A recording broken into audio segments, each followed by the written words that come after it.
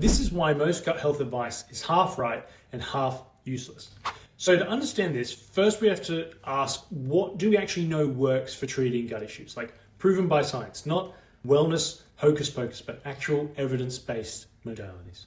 Now, the majority of research is on patients with IBS, or irritable bowel syndrome. So let's focus on that. There's many clinical trials on the effectiveness of a low FODMAP diet in treating IBS. I think everybody knows and agrees on that one now. I'm not going to spend time on that. However, what's important to note is the evidence for this diet is all based on dietitian-led clinical trials, not patients doing it alone by themselves. In fact, a review of this in particular concluded the evidence base supports the use of dietitian-led education in both one-to-one and group service delivery models. And then it goes on to say, the trend for non-dietitian-led implementation of the diet is of concern, particularly as there is no evidence on the clinical effectiveness or risks associated with such practices. So there's clear evidence it works with a dietitian, but not when you do it by yourself. And so the dietitian is fundamental. And if you still don't believe me, this study from a colleague of mine, actually, Kate Scarlata, here's a photo of us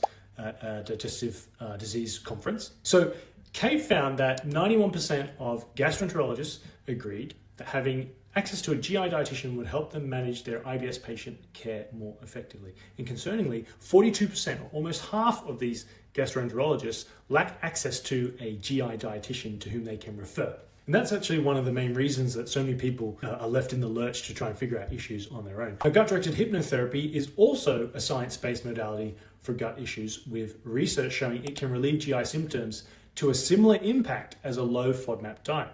Now, in case you're wondering, gut-directed therapy is like a guided meditation with a specific goal to rewire the gut-brain connection. There's actually a lot more in the literature that's shown to help, such as tracking symptoms and using devices, testing for root causes like SIBO or parasites, etc.